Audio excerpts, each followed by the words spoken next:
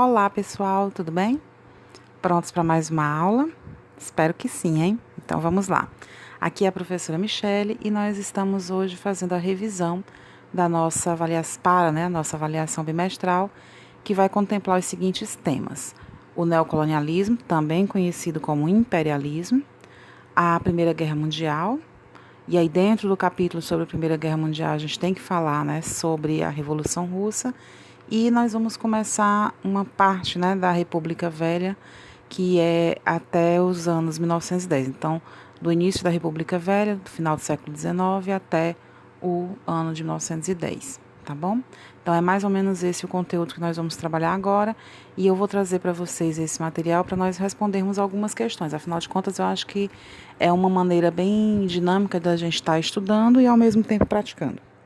Tá bom? Então, vamos começar e eu aconselho você a fazer a sua marcação, a escolher a sua opção antes de ouvir o gabarito, tá bom? É uma forma de você ir se testando. Vamos lá. Gente, a nossa primeira questão, ela vai abordar o tema do neocolonialismo, tá bom? E aí ela é uma questão simples, porque ela vai pedir que você identifique as principais características desse imperialismo. O neocolonialismo nada mais é do que o imperialismo do século XIX, tá bom? Então, a gente vai tentar identificar aqui essas características. Então, a primeira frase. O imperialismo ou neocolonialismo constituiu uma marca do capitalismo em sua etapa monopolista financeira. Isso é verdadeiro ou falso? Vamos lá. Primeira coisa, o capitalismo, um sistema econômico onde o capital, o recurso financeiro disponível na mão do empresário, do dono dos meios de produção, era a sua base, tá bom? Então, é o que o define, o capital e os meios de produção nas mãos de uma pessoa, Então, no caso, o empresário ou, em algumas situações, um grupo, de pessoas. Mas, de modo geral, ele é caracterizado por essa monopolização do capital comercial. Então, é o capital controlando, mais especificamente, um indivíduo ou um grupo, empresarial controlando os rumos da economia, tá bom? Então, essa afirmativa, ela é verdadeira. A segunda afirmativa que diz o seguinte: o imperialismo esteve associado à disputa entre as nações industriais por mercado consumidor. Gente, mercado consumidor, são aquelas pessoas que vão consumir o que a indústria está produzindo, que vão comprar o que a indústria produzia. Obviamente, nós vamos perceber que as nações que começaram a se industrializar lá por volta do século XVIII, elas vão precisar cada vez mais de mercado consumidor, de pessoas para consumir os seus produtos. Inicialmente, o mercado interno, nos seus próprios países, e eu estou falando especificamente da Inglaterra, por exemplo, que é onde começa a Revolução Industrial, inicialmente o mercado inglês ele vai suprir essa demanda, mas aos poucos ela vai crescendo e eles começam a produzir e vender mercadorias para outras nações. Então, o comércio externo, o comércio exterior. Nesse processo, a gente vai perceber que algumas nações industrializadas, que se industrializaram mais rapidamente, começaram a disputar regiões em outros continentes para vender as suas mercadorias, tá certo? E aí, obviamente, os principais continentes, conquistados ou anexados, economicamente, seriam esses continentes mais pobres, como a África, como a Ásia, tá certo? E até mesmo a América, que fazia parte da ideia do novo mundo, Então, a gente vai observar que, sim, essa disputa por mercado consumidor levou também a uma rivalidade entre as nações industriais, cada vez mais em busca de mercados, em busca de novos territórios para expandir a sua mercadoria e também, no caso, por exemplo, da Inglaterra, para diminuir o inchaço populacional. Então, não era uma forma de enviar para outras regiões a grande quantidade de população pobre que estava vivendo na Inglaterra e aí, desafogando essa população, evitar possíveis conflitos, possíveis revoltas, uma guerra civil, tá bom? Então, também tem esse contexto.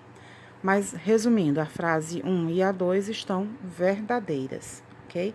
Então, a gente não ajudou ainda muito não, porque a gente já tem aí pelo menos 3 frases corretas, aliás, 3 alternativas corretas, né? A primeira que diz que a frase 1, 2, 3 e 4 estão verdadeiras. A segunda que diz que a 1, a 2, a 4 e a 5 estão verdadeiras. E a terceira que diz a 1, 2, 3 e 5. Então, a gente não tem muito para onde correr aqui, a gente tem que analisar uma por uma. A terceira frase que diz o seguinte: o imperialismo ele estimulou a política econômica mercantilista dos estados absolutistas. Gente, o modelo mercantilista ele é realmente caracterizado, é mais comum de ter sido visto no período da Idade Média. Esse mercantilismo é uma política econômica que pregava basicamente o acúmulo de capitais, de metais preciosos. Quanto mais rica fosse uma nação, mais metal precioso, mais ouro e prata ela possuía. Isso não está dentro do contexto do século XIX, tá certo? Nós estamos falando de Idade Média, e aí esse Estado absolutista, com o poder todo nas mãos do rei, né, do monarca, é mais específico para o período da Idade Média, tá certo? Então, o mercantilismo está dentro do contexto da Idade Média, tá bom? Não é aqui o caso que nós estamos falando de idade moderna para contemporânea, tá bom? Então, mais especificamente, idade contemporânea. Então, só por uma questão de divisão histórica mesmo, tá certo? A frase 4, então, assim, a gente já define que a 3 está errada, tá? Ela não faz parte do nosso contexto aqui de idade contemporânea.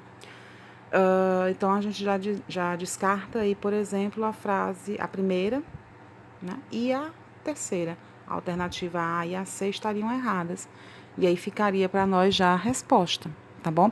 Mas vamos supor que a gente não sabe o que é mercantilismo, vamos supor que a gente não entende o que é o Estado absolutista, então a gente iria continuar. A quarta frase, ela vai dizer que o imperialismo manteve acesa a crença da superioridade europeia em relação aos povos colonizados. Gente, é aquela ideia que estava presente lá na Belle Époque, né? A ideologia de que a Europa era a nação superior e que tinha uma missão, a missão civilizadora, de levar a noção de civilidade da Europa para os povos dominados, para os povos inferiores. E aí, né, nessa ideia de superioridade, eles justificavam a dominação, justificavam a exploração dos demais povos. Esse contexto realmente está verdadeiro, ok? E a última, a quinta, contribuiu decisivamente nas rivalidades que geraram a Primeira Guerra Mundial. Ora, com várias nações industrializadas tentando ocupar interesses, né, ocupar territórios. Não ocupar territórios no sentido militar, tá certo, gente? Eles não estavam indo para morar lá, eles estavam dominando economicamente aquele território, mantendo comércio com seus líderes e, de certa forma, sim, dominando aquele espaço, mas não de uma maneira geográfica, tá bom? Não indo morar. Então, de modo geral, a gente vai perceber isso. Os países da Europa vão começar a dividir, né, a tentar dividir esses continentes, como a África e a Ásia, de acordo com seus interesses. Então, uma determinada região da África vai ficar sob domínio econômico da Inglaterra, outra região, domínio econômico da França, outra, né, da Itália, outra da Alemanha, que apesar de terem se industrializado depois, né, que a gente chama de industrialização tardia, mas elas também entram nessa competição por mercados consumidores, e aí nessa competição por formar impérios nos continentes africano, asiático e também no americano, tá bom? Então, nesse sentido, nós estamos com as questões, aliás, com as afirmações 1, 2, 4 e 5 como verdadeiras, tá bom? Essa disputa por impérios, né, por formação de impérios, vai ser uma das causas da Primeira Guerra Mundial, sim, no sentido em que as nações elas vão começar a enfrentar umas às outras na disputa por essas áreas. Ok, espero que vocês tenham acertado essa questão e tenham entendido aí a lógica de como analisar as alternativas, né, A, B, C, D, E, já diante da leitura das afirmações que foram dadas inicialmente, tá? Vamos para a próxima questão, nós vamos analisar aqui essa questão sobre a Revolução Russa, tá certo? Dentro do contexto da Primeira Guerra, a gente viu que foram formados blocos de aliança, né? Então, de um lado, Primeira Guerra Mundial, lembrando, 1914 a 1918, e a Revolução Russa acontece no final, né? Ou seja, 1917. Então, a gente tem aí a política de alianças na Primeira Guerra Mundial fez com que a Rússia, a França e a Inglaterra se unissem contra os inimigos em comum, o crescimento da Alemanha, o Império Austro-Húngaro e a Itália, tá bom? Então, nesse contexto, era necessário que todos os países envolvidos, esses 6 eram os líderes, né, eram os que estavam encabeçando esse conflito. Mas era necessário que todos eles estivessem diretamente ligados e envolvidos com o conflito, com a guerra. No caso da Rússia, esse envolvimento do czar, muito forte, tanto economicamente como militarmente, na Primeira Guerra Mundial, fez com que ele meio que deixasse de lado as questões sociais na própria nação. Então, assim, a população ainda era uma população que vivia economicamente da agricultura, que para a época era considerado um atraso econômico, tá certo? Então, a maior parte da população da Rússia vivia em estado de miséria, tá bom? Isso a gente já falou na aula sobre a Revolução Russa, mas é só para a gente retomar aqui um pouquinho o contexto. Então, de modo geral, a insatisfação popular, os abusos que o czar, né, que era um Estado absolutista, que o czar implantava, né, nesse território, nesse povo, e o descaso também com que ele cuidava das questões sociais, o gasto que ele tinha com a guerra, tudo isso motivou a insatisfação popular que levou as ruas, né, em torno, né, de 2 partidos políticos, os bolcheviques e os mencheviques, a derrubarem o governo do czar e implantarem uma nova estrutura política, tá bom? Então, de modo geral, a gente entende a Revolução Russa dessa maneira. E obrigou, obviamente, a Rússia a sair da Primeira Guerra Mundial, tá bom? Então, vamos dar uma olhadinha no que a questão pede e quais são as alternativas que a gente tem. A Revolução... Gente, essas siglas que vocês têm aí, tá? Se não entenderem, são das universidades que fizeram essas questões. No caso, essa daqui é da Universidade Federal de Sergipe. Então, a Revolução Russa de 1917 constituiu um desafio concreto à ordem burguesa e capitalista, na medida em que, né, o capitalismo lá das indústrias, né, a burguesia do comércio, enfim. Na medida, ela foi um desafio à burguesia, ao modelo, né, da burguesia e do capitalismo, na medida em que ela deu início, a Revolução iniciou, a penetração das ideias marxistas na Europa Ocidental, terreno fértil entre os intelectuais de esquerda e entre as massas operárias. Gente, então olha só. As ideias marxistas, né, basicamente a ideia de Karl Marx, né, de que o proletariado, os trabalhadores deveriam se unir em prol da luta pelos seus direitos, né, inclusive militarmente falando, a gente identifica essa teoria, ela foi muito presente, ela foi muito forte, mas ela não entra totalmente na Europa Ocidental nesse contexto, tá certo? A Europa Ocidental, França, Inglaterra, tá certo? Isso aí não acontece nesse contexto. Até porque, inicialmente, as ideias, né, implantadas pela sociedade russa, elas estavam muito limitadas ao território russo, então não havia ainda essa difusão pelo restante da Europa. Posteriormente, sim, isso vai acontecer. A alternativa B, né, no caso, não tem a letrinha aí, mas a gente identifica como a segunda. Possibilitou a transformação da sociedade, né, as ideias, né, da Revolução, possibilitou a transformação da sociedade e das relações sociais de produção, extinguindo a propriedade privada e socializando os meios de produção. O que é isso, gente? Socializar os meios de produção é fazer com que os meios de produção passassem a ser de uso comum da sociedade, do coletivo, tá? Porque no momento em que a industrialização começa, o que acontece com a situação de trabalho? Existe agora o dono do meio de produção, o dono da fábrica, o dono das ferramentas, e de outro, o trabalhador, que vai vender a sua força de trabalho para ele, né, para o empregador. Então, o que a gente percebe? Essa relação, que é uma relação capitalista, tá, de trabalho, ela começa a sofrer críticas dentro da sociedade russa, e isso realmente vai causar um certo impacto posteriormente nas nações da Europa, né, nesse modelo capitalista. Por quê? Porque vai se questionar exatamente isso. Os meios de produção para eles, para os russos, deveriam ser coletivos, de todos, de uso de todos, e o Estado ele deveria administrar essa utilização, deveria garantir esses direitos à população, ok? A sociedade ela não mais se dividiria em classes sociais, os ricos, né, os pobres, a classe alta, média e baixa, todos teriam o mesmo nível social, ou seja, não haveria uma divisão de classes, tá? As relações de trabalho, de produção, elas iriam basear-se na coletividade, tá bom? E, obviamente, a propriedade deixaria de ser privada. As empresas, as indústrias, né, elas passariam a ser do governo e, portanto, do povo. Então, assim, de modo geral, a alternativa correta é essa, né? Essa possibilidade de transformar a sociedade. Mas a gente vai tentar entender um pouquinho as outras alternativas. Então, provocou desequilíbrios econômicos sociais no país, acelerando as transformações nas estruturas da sociedade e do processo de produção. Gente, esse desequilíbrio já existia. O que eles estavam buscando era o equilíbrio dessa situação. O que de fato eles não vão conseguir, mas é a busca dele que primeiro eles vão fazer, que vai ser a base, né, dessa Revolução Russa, essa busca de equilíbrio econômico, socioeconômico. Promoveu o enfraquecimento da burguesia industrial vinculada ao capital estrangeiro e representante dos interesses europeus na época. A ideia realmente é essa, né, de diminuir esse poder, essa influência do capitalismo industrial. Mas, de fato, a industrialização ela começa a crescer fortemente nesse contexto econômico da época e essa alternativa ela não se aplica, tá? E a última, ela favoreceu a criação de uma consciência revolucionária entre os proletários de todos os países da África.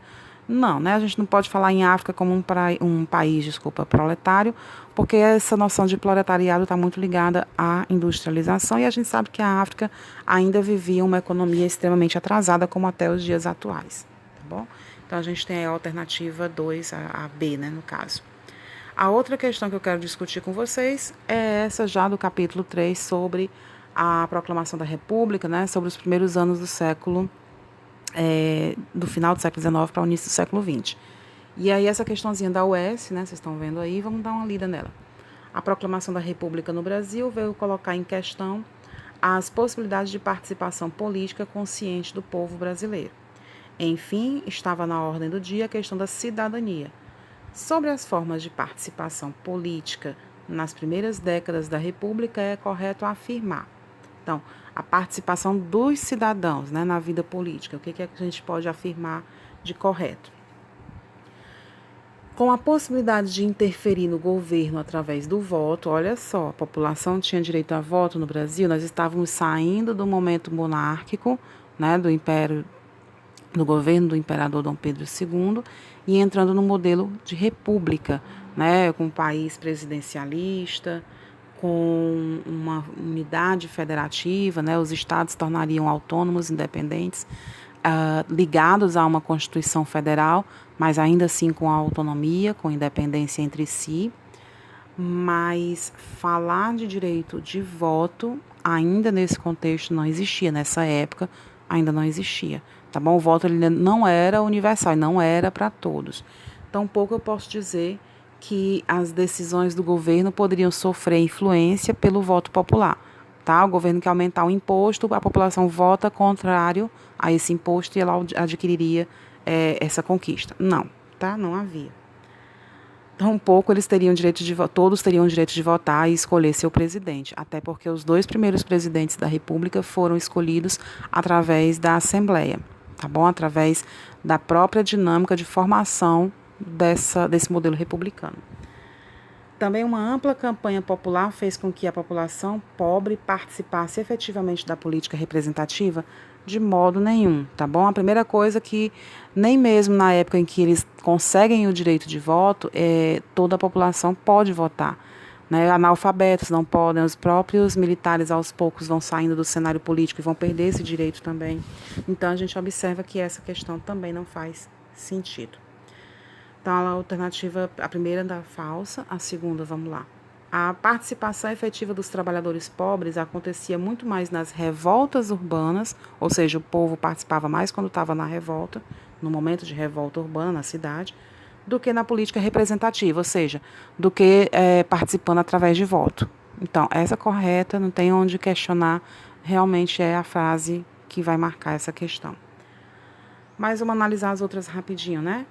Os ex-escravos e os trabalhadores pobres permaneciam à margem do processo político, ok, e jamais encontraram uma forma de organização e reivindicação.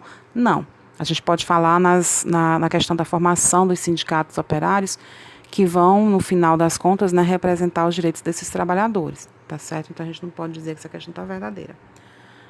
Os primeiros governos republicanos procuravam integrar a população de ex-escravos, governo querendo fazer com que os ex-escravos participassem da política, do processo político, né? Não.